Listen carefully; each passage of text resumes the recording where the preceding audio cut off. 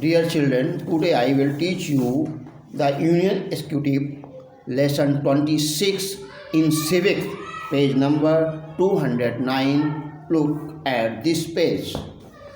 Important terms: Electoral College, a body of elected representatives of both the House of Parliament and State Legislative Assembly who elect the President.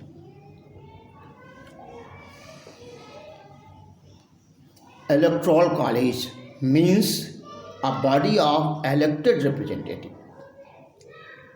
That is, this is an institution for election and elect the representatives.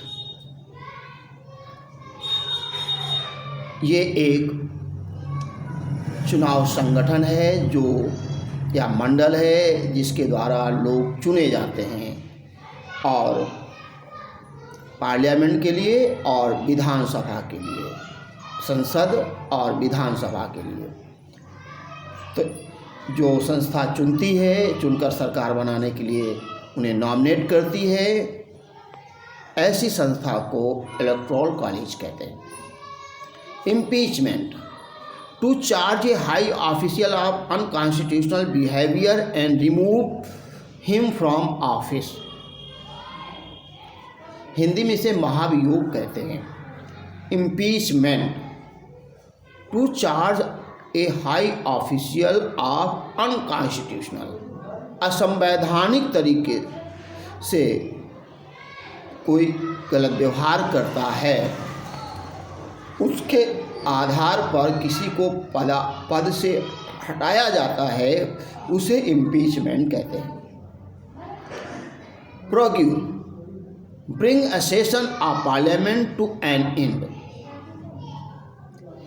जब संसद की या parliament की या किसी विधानसभा किसी भी सदन की कार्रवाई चल रही होती है और वो समाप्त हो जाने के बाद उसे फिर बुलाया जाता है, ऐसी दशा में कहते ब्रिंग अ सेशन, समाप्त होने के बाद बुलाया जाए तो वह प्रोग्यूज कहलाता है। Prorogue. Portfolio: position and special duties of a minister. जब कोई मिनिस्टर अपनी अलग से स्पेशल ड्यूटी देता है, कोई कार्य करता है, वह पोर्टफोलियो कहलाता है। Coalition: temporary union two different parties to form a government. Coalition: temporary union of different parties to form a government.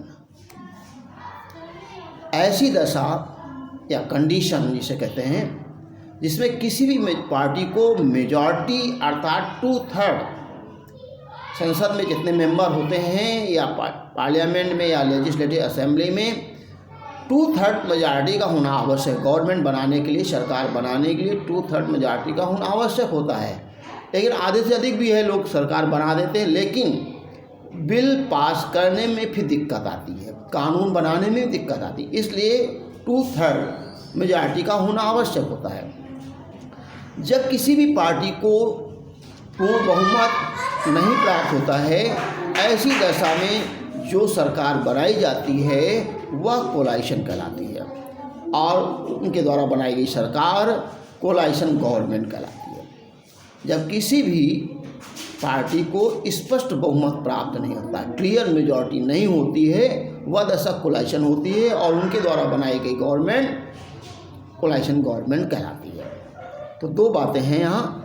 Temporary union of different parties form of government, coalition. फिर कहते हैं coalition government, a government by several parties who from the majority group. एक जो majority बनाते हैं मिलकर, छोटे छोटे दल मिलकर के, वो कोलाइशन गवर्नमेंट कहलाती है।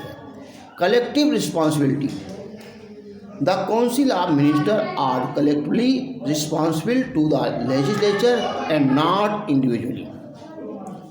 Collective responsibility: the Council of Minister are collectively responsible to the legislature and not individually.